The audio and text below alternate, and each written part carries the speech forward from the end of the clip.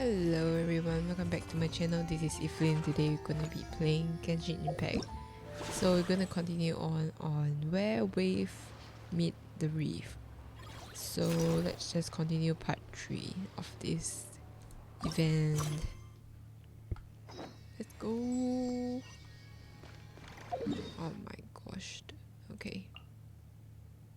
Let's just teleport, man.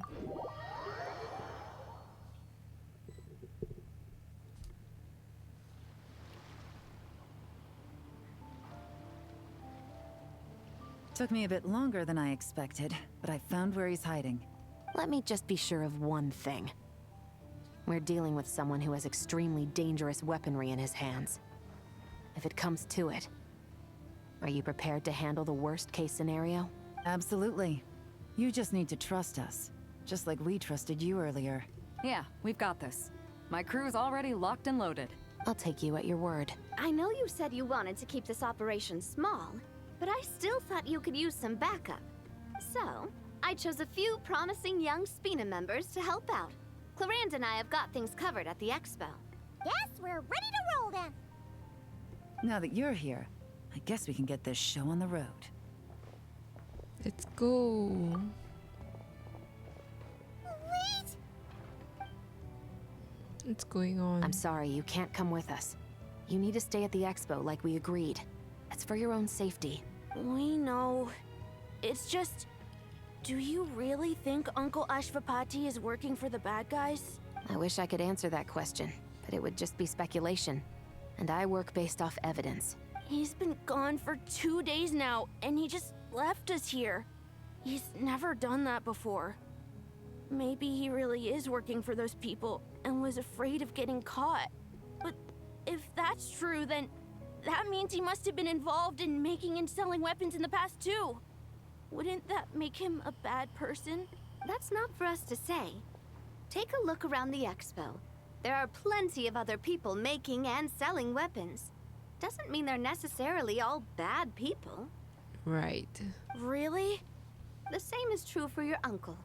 Whatever he may have done in the past, the real question we need to ask is why.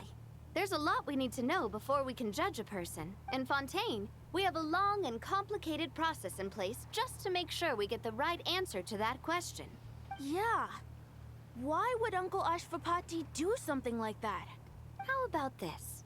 I'll make sure that Miss Chevras and Miss Yelan promise to bring your uncle back safe and sound. Then you can ask him yourselves. Thanks, miss.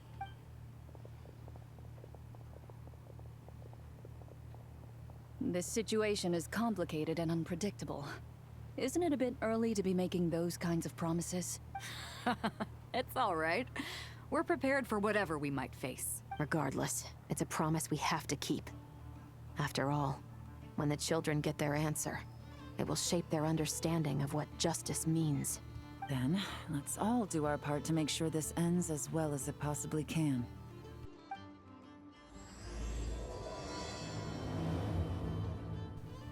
Toys for the children. Alright, we need to find the Ashvapati hideout.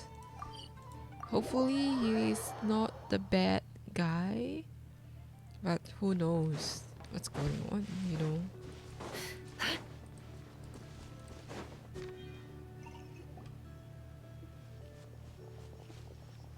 Stop right there! Where is he? We missed him. Looks like he left behind plenty of evidence, though. Search the area. Let's see if we can find a lead. What else though? These records look suspiciously familiar. Yeah. Doesn't seem very coincidental to me either. What is it? Remember when I said this group's cover was ironclad? They were always careful never to leave a trail leading back to them. The one time they slipped up, it broke the case wide open. We found a cargo manifest left behind at the scene. That's the clue that led us to Nodcry. Ooh. It was a similar story on our end. And now that same manifest shows up here, among the records left behind by Ashvapati. So, he's the guy that slipped up Unless it wasn't a slip-up at all. How does the same clue get left behind at 2 separate scenes and picked up by 2 separate law enforcement agencies? Thinking back on it now, it doesn't seem quite so accidental after all. No. Almost like he led us here on purpose. But for what reason? Alright, let's go to the next one. Hey, there's a letter here. Look at how it's positioned. It was begging to be found. I think it might be for us. You think he knew we would come here? Maybe. If he did, he's a more impressive opponent than I anticipated. Let's keep going. We can read it together when we debrief. Okay. Oops. Wait, what's the last one?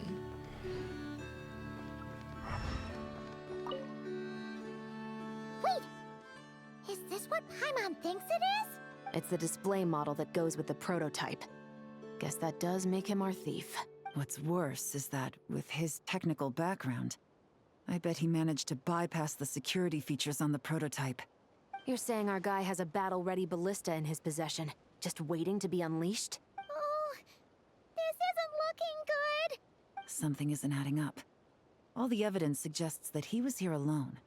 Which begs the question, why would he unlock the ballista's features before even meeting up with his boss? That's a question for another time.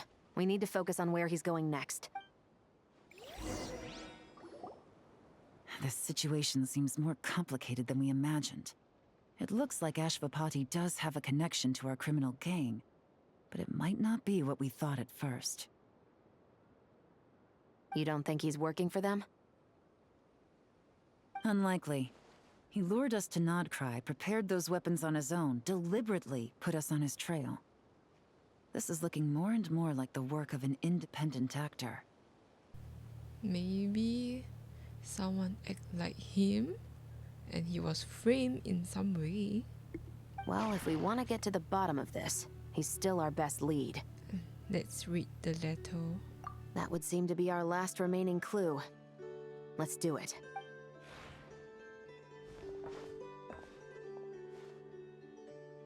To the officers of the Special Security and Surveillance Patrol and the Liyue Qixing, you certainly live up to your reputation. Within a single day, you were able to eliminate over half of the gang's forces. I appreciate the effort. I doubt my secret hiding spot will be a secret much longer. So I suppose it's my turn to throw my hat in the ring. What? I'm just glad I no longer have to run. So, before my day in court is upon me, allow me to confess to my crimes.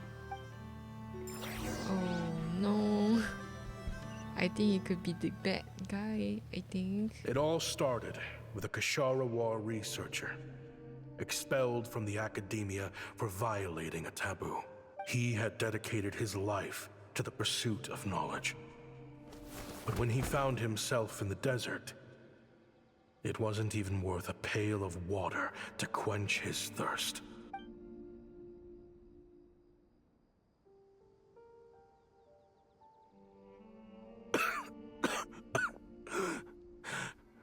Could you spare some water? I'm a Kashara researcher. If you need something, I could. Researchers like you are a dime a dozen. Smart as a whip until you find yourself in the desert.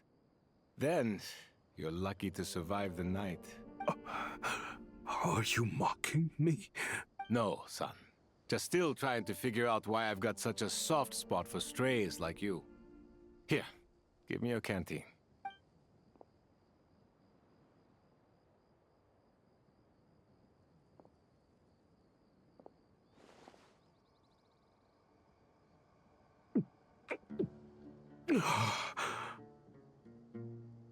You got somewhere to go? Not really. Thanks to this water, though. At least I can rule out the bottom of a vulture's stomach. Now you're talking like desert folk. You could always join my band of misfits. What would I do? Gather food, guard our water source, just like everyone else I've taken in. Of course, if you have something you're good at, you're welcome to show it off. Every little bit helps. All I know is weapons. Weapons? Yeah, I love studying them. Big and powerful ones, small and deadly ones, old ones, new ones.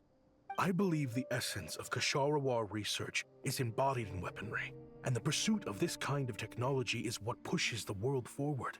My lifelong goal has always been to become a foremost expert on all kinds of weapons, so I can invent even more advanced ones. So I might have borrowed a few sensitive techs without permission, but you see the vision, right? The higher-ups in the academia just didn't understand. The academia could have 1,001 reasons for exiling you out here, and it still wouldn't matter to me, son. All I care about is what this specialty of yours can do for us. I can help upgrade your weaponry. That should come in handy in a dangerous place like the desert, surely. True, weapons are essential to life here in the desert. Most folks get them when merchants happen to pass through. But when it comes to protecting the people here, this scimitar in my hand is more than enough. The kind of weapons you're talking about are overkill for a place like this. Overkill? Really? Our group is lucky. Our ancestors learned how to protect the oasis from the sandstorms to prevent it from drying up. Plus, we're pretty far off the beaten path. Helps us avoid conflict with other bands of Eremites. All in all, we don't have to travel to find water, we don't have to fight off other desert folk. It's a real place to call home. There are plenty of ways to die in the desert, but behind a lot of them lies too much ambition. So, having somewhere to settle down is more than enough for me. I see. Guess I could do some odd jobs then. I've heard you Kasharawar scholars are handy with all kinds of gadgets. You could always make something for the kids. You mean, like, toys? Yes, if you wouldn't mind. It'll give them something to do. Life can get boring out here. All right then. Oh, is that how he make toys for children? And just like that, a Kasharawar scholar at the cutting edge of his field ended up in the desert, making toys for children. It got boring from time to time, but all in all, those days were quite pleasant. The Eremites accepted me as one of their own, and all the children loved me. Looking back now, I wish I could have lived like that until the end of my days. But then, those despicable people showed up, and it changed everything. Don't rush me. These materials are in short supply. Oh, they've got a lot of nerve showing their faces back here. Send the gem? It has been a while. Well, we have a right to this oasis too. Our ancestors were part of the group that discovered it. You hated this place. After that giant sandstorm when everyone else was trying to figure out how to help, you got out of Dodge the first chance you could get. Because I knew better than to be stubborn. Stay in one place too long around here, and it might just be your grave. You abandoned this place. If we'd done the same, the oasis wouldn't even exist anymore. You gave up your right to be here a long time ago. I heard they joined another band of Eremites after leaving us, but got kicked out. I bet they're only crawling back to us now because they've got nowhere else to go. Chief, should we drive him off? I'd like to see you try. I'm warning you. You won't get rid of us that easily. Leave them be. This oasis has always been big enough to sustain more than one group of people. It's not worth spilling blood over. All that matters is keeping the people here safe. At the time, I didn't think much of it. Just Chaim Wazet being the kind-hearted man he always had been.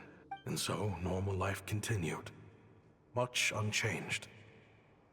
Well, mostly. You can take the scholar out of the academia, but putting your life's work behind you is easier said than done. I often found myself flipping through my collection of blueprints and sketches. The ruin drakes scattered around Sumeru were of particular interest to me. As far as I knew, no one had been able to analyze or reproduce the technology within those mechanisms. But I was able to design a kind of lure to bait them into attacking a specific target, in effect, turning them into a weapon. Somehow, the new arrivals at the Oasis must have caught wind of it, because they soon started taking an interest in me. Hope you don't mind me asking, but is that a weapon you're researching? I do mind, actually. It's none of your business. Rumor is you used to be a researcher at the academia. All that knowledge going to waste out here in the sticks. What a shame. What do you want? I want to team up. The rules and red tape that got you kicked out of the academia, they don't exist in the desert. You could take this research to the next level. As things stand, all you've got is a blueprint and a pipe dream. But what if you had access to the right funds and materials? What are you suggesting? Me and my men can get you what you need. In return, all you gotta do is bring this sketch to life. We've always had a good eye for business. Just never the right product. But this thing right here, the different bands of Eremites are gonna shell out Mora left and right to get their hands on it. You want to sell it? It's a win-win. You provide the goods, and I earn enough Mora from these people to fund the research of your dreams. I don't know. I understand what you're worried about, but listen, it won't come back to bite the people here. These people don't think bigger than this place. They don't get involved in conflict. I mean, come on. Their biggest enemy is the weather. You've made a bad name for yourself around here. I don't want any part in this. Well, it's your choice. But it could be the last meaningful choice you ever get in life. So I'll ask you again. Do you want to finally develop the weapons you've been dreaming of and realize your academic ambitions? Or do you want to stay here building toys for kids?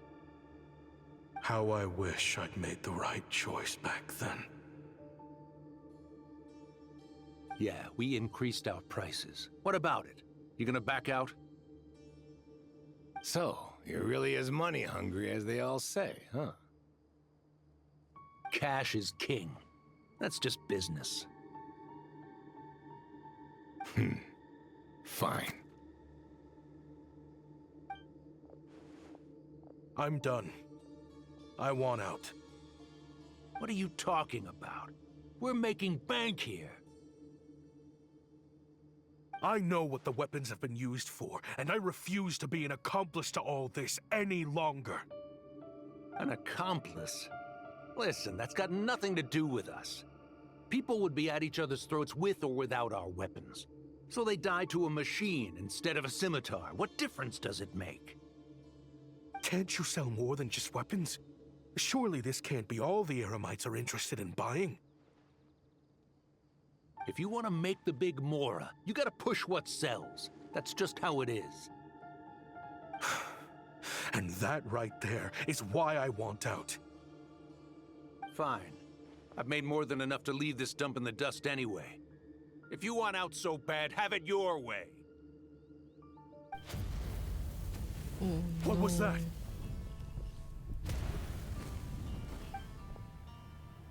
Did they just burn? Oh no. No. Oh no. Kaem was it. Oh my god.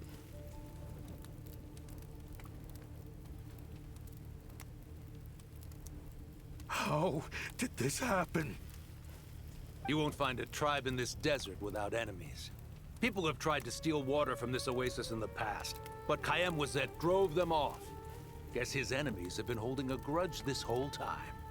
You sold weapons to his enemies. But he took you in when you had nowhere to turn. You owe him your life. Why would you do this? It was the perfect excuse to drive up the price, that's why. That's so bad, man. It was only later that I found out. This wasn't the first time Senegem and his men had turned around and stabbed their allies in the back. Let's just say there was a good reason. They had nowhere else to turn back then. I didn't chase after them or try to hold them accountable. In that moment, all I could think about was saving as many people as I could in a desperate attempt to atone for my sins. But once the weapons I designed were turned against us, the fate of this place was sealed. Even I could do nothing to prevent it. In the end, despite all the burning tents I rushed into, I was only able to save 3 children. And now, you know the full account of my crimes. Man, that's really, really sad. I've been raising them ever since, while attempting to hunt down the men who made them orphans in the first place. This confession is for the kids to read too. So, I hope you'll pass it along to them. They deserve to know the full truth of what happened. I know I'm in no position to make requests, but please, help them find loving parents to take them in. Above all else, they deserve a true family. Back then, I failed to see this through to the end. But I won't make that mistake again. Jeez. If this is true... He's after the same target as us. And he's out for revenge. He even lured us to Notcry to help him get it. I think I know what he's planning to do with those ballistas now. If I'm right, this doesn't bode well. Then we need to find him ASAP! It sounds like he's about to do something super dangerous. But we promised the kids we'd bring him back safe. I can't just let him get rid of our target either. This crime ring runs deep. There are still many other conspirators we need to track down. So, where do we go to find him? Oh? You got something? He knew we'd be out of the picture investigating this place. I think he decided to spring the trap that we set up. He's gonna ambush the target when he comes to pick up the goods. Oh, snap. He's not working for them. So our original plan could have worked all along. The meeting will be happening any time now. Quick, we need to head to the rendezvous point. Interesting.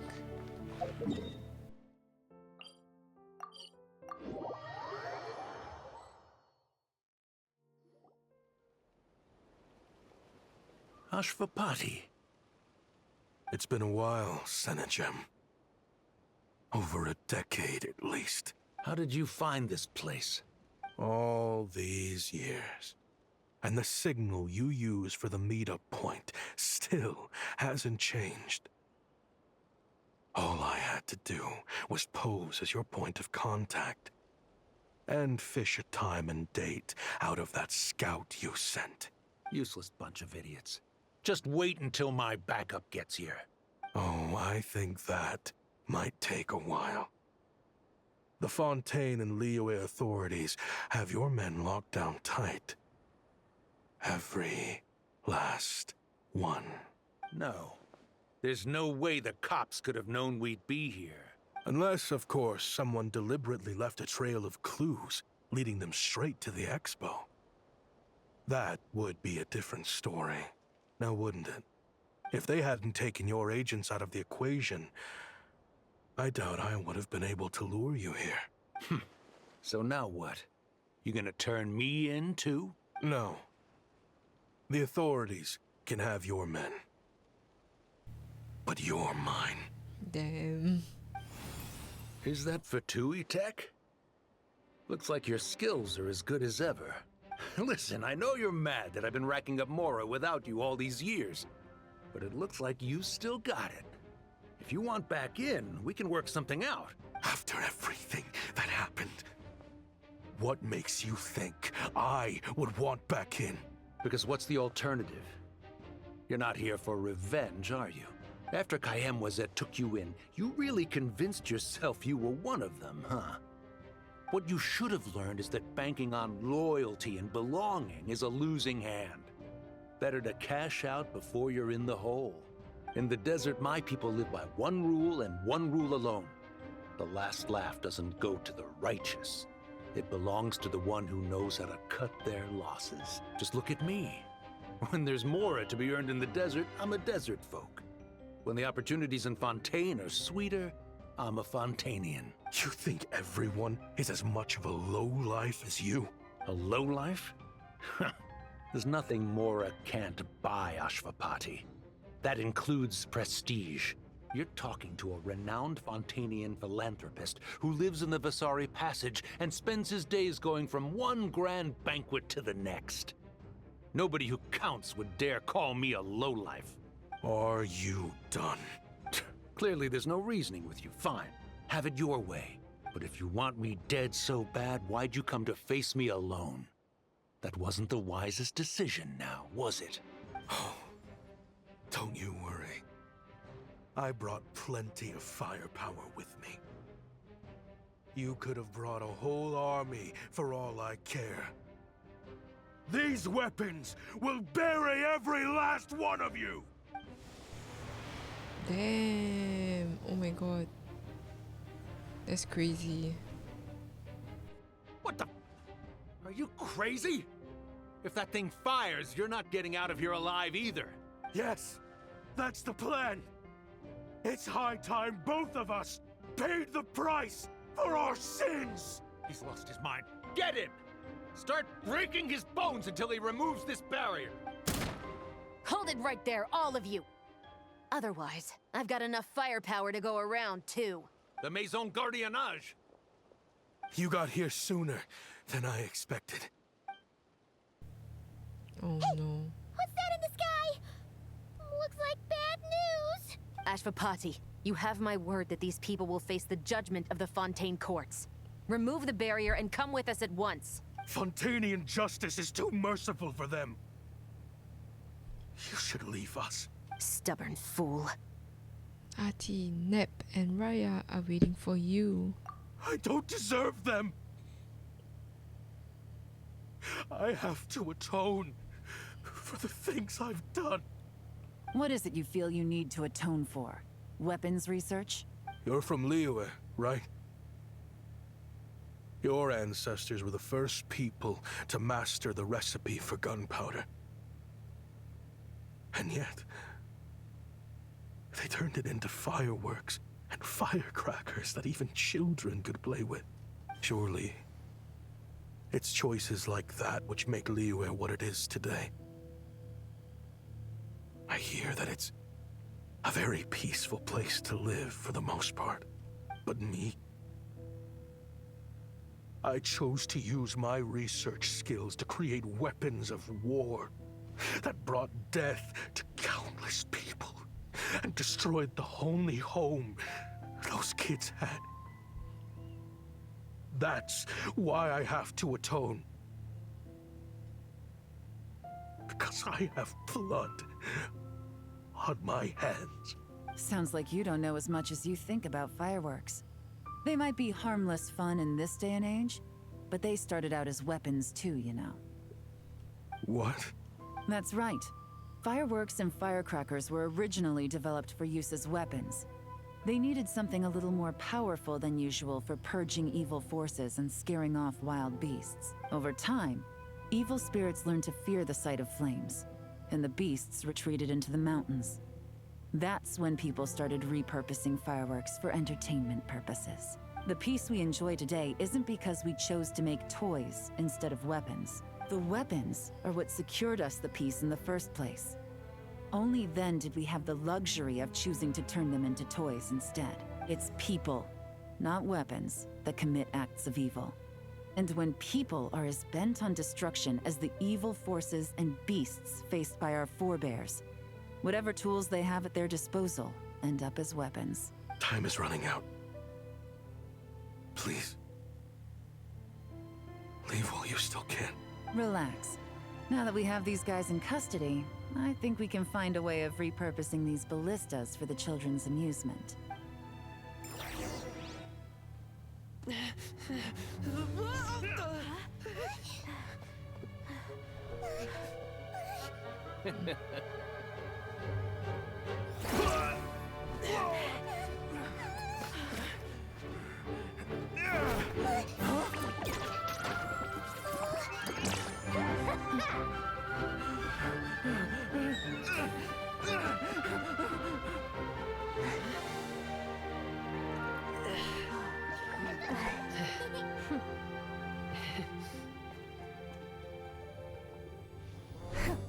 I knew they were looking for trouble, but they messed with the wrong manager.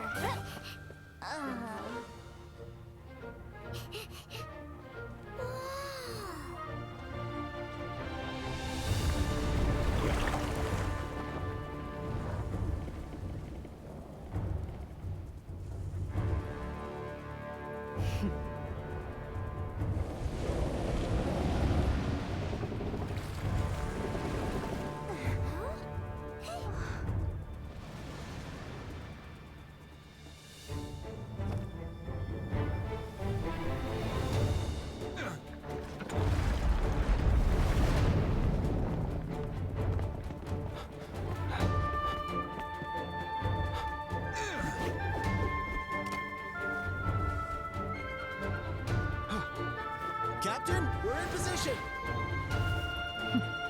Prepare to intersect! On my signal!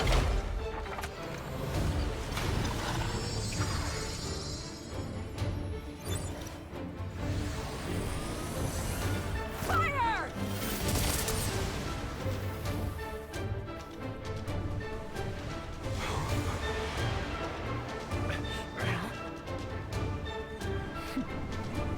But how?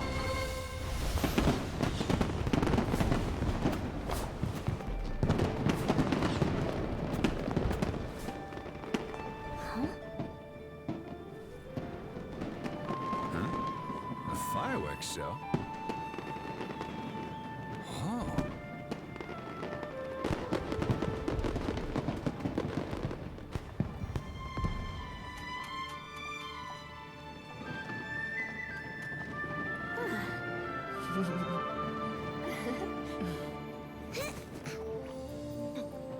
Recording mode on. Has this always been part of the show?